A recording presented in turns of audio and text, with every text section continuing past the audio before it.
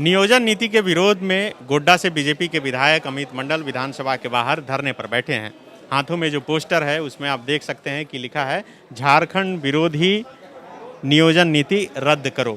तो ये अमित मंडल लगातार नियोजन नीति को लेकर जितने दिन भी विधानसभा चला ये इसी तरह धरने पर बैठे रहे। आज विधानसभा के मानसून सत्र का आखिरी दिन है। आज बीजेपी के विधायक काला पट्टी लगाकर विरोध भी कर रहे हैं, चूँकि कल विधानसभा घेराव के दौरान बीजेपी नेताओं और कार्यकर्ताओं पर लाठीचार्ज भी किया गया था और ये काली पट्टी जो है इनके भी गले में है। अमित जी, लगातार आप नियोजन नीति को लेकर विरोध दर्ज करा रहे हैं, आखिर क्या विरोध है? देखिए, मैं सबसे पहले आपके न्यूज़ चैनल से ये बता दूं कि आपने मुखरता से युवाओं के, बेरोजगार युवाओं के हित की बात की है और जो ये नई नियोजन नियमावली बनी है ये नीति है ही नहीं। सबसे पहले मैं इसको स्पष्ट कर देता हूं कि सरकार ने अभी तक से नियोजन नीति बनाई नहीं है। नियमावली में इन्होंने चेंज किया है और चेंज क्या किया है कि जो 10th और 12th यहाँ से करेगा, झारखंड से करेगा, वो तृतीय और चतुर्थ वर्ग के लिए एलिजिबल हो जाएगा। मान लीजिए बंगाल का कोई लड़का, उड़ीसा का कोई लड़का यहाँ से 10th 12th कर लेता है, क्योंकि बंगला भाषी वो रहेगा, उड़िया भाषी वो रहेगा, तो फिर वो जो टेस्ट होगा आने वाले दिन में द्वितीय राजभाषा का, उसमें भी वो पास कर जाएगा। तो कहीं ना कहीं आपने ओपन टू ऑल कर दिया है। आपने 1932 का खतियान तो भूल ही जाइए, 1985 का जो हम लोगों का कट ऑफ था उसको भी आपने रद्द कर दिया है एक तरह से। और पूरे हिंदुस्तान से कहीं से भी व्यक्ति यहाँ से 10th 12th अगर कर लेता है तो यहाँ पर वो 3rd और 4th ग्रेड एम्प्लॉयमेंट के लिए एलिजिबल हो जाता है। ये सबसे बड़ा त्रुटि इस नई नियमावली में है। इसके साथ साथ इसमें और क्या त्रुटि है? इसमें यह त्रुटि है कि आप मान लीजिए खतियानधारी अनारक्षित वर्ग से आते हैं और उसमें भी आप अगर मान लीजिए कि बाहर से 10th 12th करते हैं तो आप यहाँ पे 3rd और 4th ग्रेड एम्प्लॉयमेंट के लिए एलिजिबल ही नहीं रहेंगे। इसलिए वैसे अभ्यर्थी कोर्ट जाएंगे तो मुझे लगता है कि कोर्ट में ये मसला स्टैंड कर जाएगा और जितना भी नियोजन उस समय नियुक्ति का प्रक्रिया शुरू होगा वो फिर बीच में ही अटक जाएगा, जो कि भविष्य युवा बेरोजगारों के साथ, भविष्य के साथ खिलवाड़ होगा। इसी का संशोधन हम लोग चाह रहे हैं कि नियमावली में हो। इसके साथ साथ क्योंकि आप गोड्डा से भी आते हैं, आपको पता है कि वहाँ पे अंगिका भाषी है, आप जो भाषा बोलते हैं वो भोजपुरी है और अंगिका और भोजपुरी दोनों को नियमावली से हटा दिया गया है और सरकार का ये स्टैंड है कि यहाँ पर अंगिका भाषी की संख्या 0 है, जो मेरे सोच के परे है, समझ के परे है, क्योंकि आप उस क्षेत्र से आते हैं, आपको पता है कि अंगिका हम लोगों की बोलचाल की भाषा है।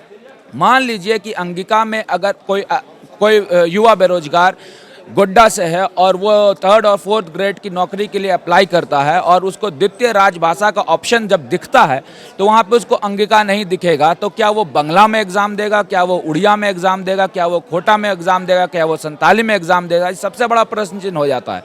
और उसको 30% मार्क्स लाना जब अनिवार्य हो जाता है तो मुझे ऐसा लगता है कि वो कोई भी स्थिति परिस्थिति में 3rd और 4th ग्रेड की एम्प्लॉयमेंट में पास नहीं हो पाएगा, जो कि मुझे लगता है कि संथाल परगना के युवाओं के साथ ठीक नहीं होगा, न्याय संगत नहीं होगा। और इसी को लेकर हम लोगों ने डे 1 से सरकार को जगाने का काम किया था, विरोध दर्ज किया था, लेकिन ये सरकार सुन नहीं रही है। तो मुझे ऐसा लगता है कि ये जो आंदोलन है जो सदन में चल रहा है उसको हम लोग सड़क तक ले जाएंगे। लेकिन अमित जी, आपको जो विधानसभा के बाहर ये बोलने का अवसर मिल रहा है, क्या लगता है कि जो कुछ भी इस मानसून सत्र में, विधानसभा सत्र के दौरान हुआ, जो मौका नहीं मिल पाया बोलने के लिए, इससे नुकसान हुआ? ये बातें वहाँ तक नहीं उठ पाई जहाँ उठनी नहीं, बातें उठी है। आज भी अगर आप मेरा क्वेश्चन देखेंगे तो वो नई नियोजन नियमावली को लेकर है। सरकार की तरफ से जब उत्तर आता है और वो संतोषजनक नहीं होता है तो मुझे ऐसा लगता है कि सरकार इस चीज़ पे डिबेट करना चाहती ही नहीं है। सरकार अगर डिबेट करना चाहती तो मुझे ये बताती कि अंगिका भाषी की संख्या कितनी है, कितने लोग अंगिका भाषी बोलते हैं, कितने लोग भोजपुरी बोलते हैं और क्या किस स्थिति परिस्थिति में आपने अंगिका या भोजपुरी को हटाया और 10th और 12th का जो राइडर है वो लगाया। जब मैंने ये क्वेश्चन पूछा है तो उत्तर सरकार की तरफ से नहीं आया है और जो उत्तर आया वो संतोषप्रद नहीं है। तो मुझे ऐसा लगता है कि सरकार इन सब चीज़ों के लिए डिबेट करने के लिए तैयार नहीं है। जब भैंस के सामने बीन बजाने से कोई फ़ायदा नहीं है तो मुझे ऐसा लगता है कि उसके बाद सिर्फ एक ही रास्ता हम लोगों के पास बचता है, वो विरोध करने का। अगर सरकार में जो नियोजन नीति थी, क्या आप उसे सही रघुवर दास की नियोजन नीति आज की डेट में भी स्टैंड कर रही है और सरकार इस चीज़ को मानती भी है कि हम पुरानी नियोजन नीति के आधार पर ही काम कर रहे हैं। रघुवर दास के सरकार में जो नियोजन नीति बनी थी उसमें एक त्रुटि जो थी वो 13-11 जिलों की थी, जिसको हम लोगों ने कमेटी बनाकर सॉल्व कर दिया था और आज की डेट में 13-11 का जो मसला है हम लोगों ने नियोजन नीति से हटा लिया है, वो अभी ठीक है। ये अलग बात है कि ये कोर्ट में मसला है 13 जिलों के आरक्षण का। ये संवैधानिक जो ढांचा है भारतीय संविधान का, उसी के आधार पर 13 जिलों को रिजर्व किया गया था। वो अलग मसला है कि वो कोर्ट में है, लेकिन हम लोगों की बनाई हुई नियोजन नीति के आधार पर ही हाई स्कूल टीचर्स की नौकरी हुई।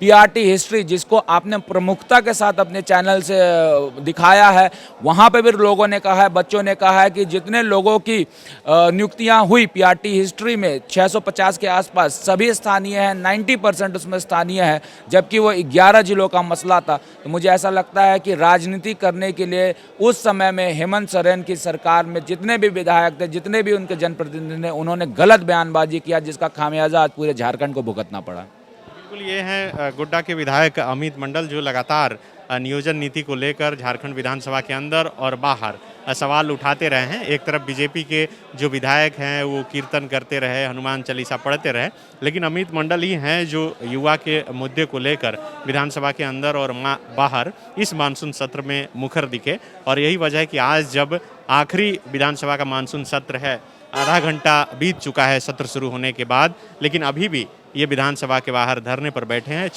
ताकि जो नियोजन नीति बनी है, जिसे बता रहे हैं कि ये नियोजन नीति है ही नहीं, उसे रद्द किया जाए।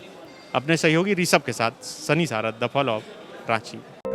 विवेकानंद विद्या मंदिर स्कूल एक CBSE affiliated English medium coed school है।